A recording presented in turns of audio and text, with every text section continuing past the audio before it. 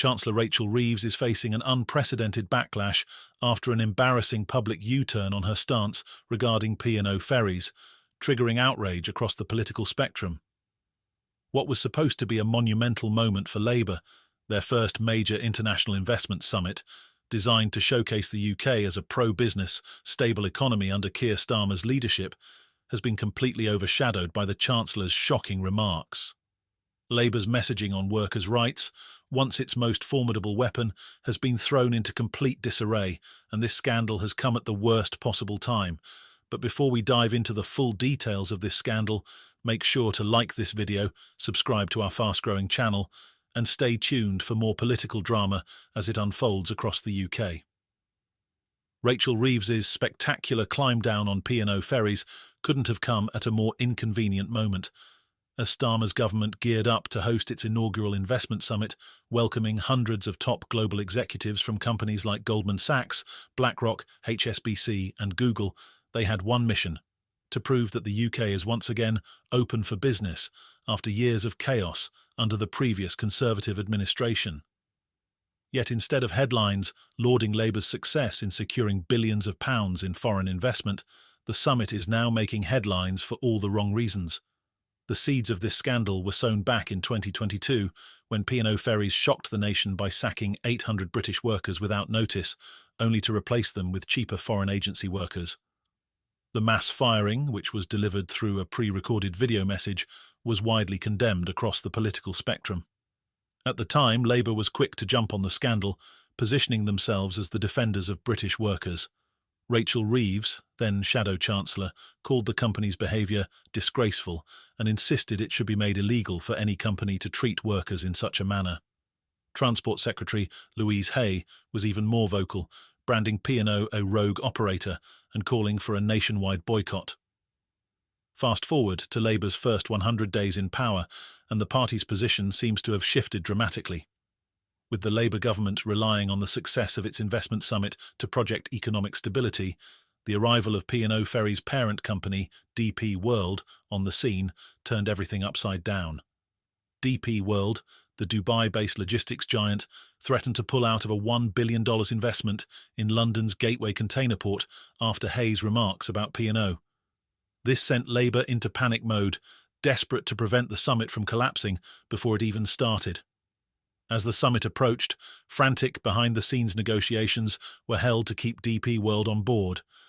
Ultimately, Labour appeared to have succeeded, with DP World confirming it would move forward with the investment, but the cost of this deal became clear when Rachel Reeves, once a fierce critic of P&O, stunned political observers by reversing her stance. When asked during a live Sky News interview whether she had any issues with P&O, Reeves casually remarked, "I wouldn't have any problems with getting on a P&O ferry." This statement, coming from the same politician who had previously condemned the company's actions as disgraceful, was nothing short of a bombshell. It sent shockwaves through Labour's ranks, angered union leaders, and provided ample fodder for political opponents. Even within the government, Transport Secretary Louise Hay was reportedly fuming over Reeves' comments, feeling completely undermined after taking a strong stance against P&O. Nigel Farage, leader of Reform UK, was among the first to publicly attack Labour for what he called a disgraceful betrayal of British workers. On his GB News show, Farage lambasted the Labour government, accusing them of cozying up to big business while turning their backs on the very workers they had promised to defend. "Labour is a disgrace," he declared. "They campaign on workers' rights, then bend over backwards for companies like P&O that treat British workers like dirt. What a joke." But Farage wasn't the only one ripping into Reeves and Labour. The backlash was fierce across social media, with Labour voters, union members, and even some MPs expressing disbelief over Reeves's humiliating U-turn. The timing couldn't have been worse, just as the government was hosting the investment summit, where the goal was to attract billions of pounds in foreign capital to help rebuild the UK's post-pandemic and post-Brexit economy. Prime Minister Keir Starmer, aware of the optics, quickly distanced himself from both Hay's comments and Reeves's backtrack. Starmer insisted that Labour remained committed to protecting workers' rights, but emphasised that the UK had to be seen as a stable, attractive place for businesses to invest. "We can be both pro-worker and pro-business," Starmer said during his keynote address at the summit. This $1 billion investment will create hundreds of jobs and boost our economy. It's vital we work with companies to secure the future of Britain's economy. However, Starmer's attempt to smooth things over has done little to quell the growing dissatisfaction within Labour's ranks. Unions are furious that the party, which positioned itself as the protector of workers, now seems willing to make deals with companies like P&O, even after their well-publicised exploitation of British employees.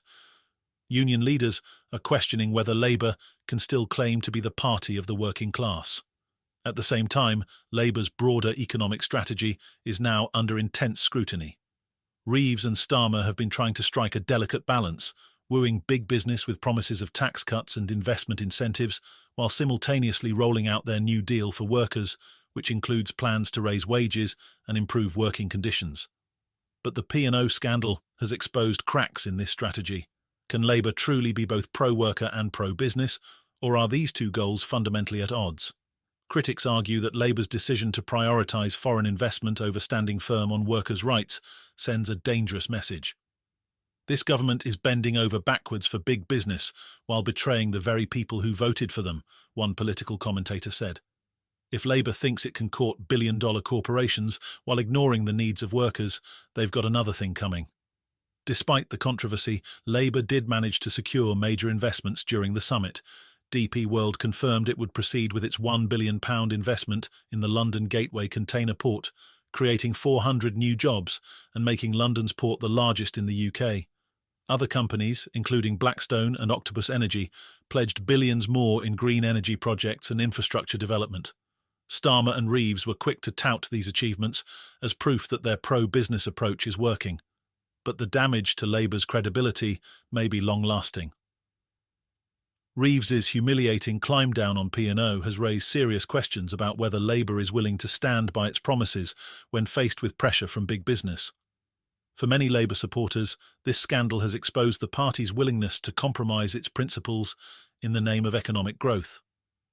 As Rachel Reeves tries to salvage her reputation and Labour looks to move past this scandal, one thing is clear. The honeymoon period for Starmer's government is well and truly over. With the budget looming, Reeves is under immense pressure to explain how Labour plans to address the $22 billion black hole in public finances. And after her disastrous U-turn on P&O, many are wondering whether she can recover. What do you think of Rachel Reeves's humiliating U-turn on P&O ferries? Has Labour sold out its values, or is this just the reality of governing in a tough economic climate? Let us know in the comments below, and don't forget to like and subscribe for more political updates.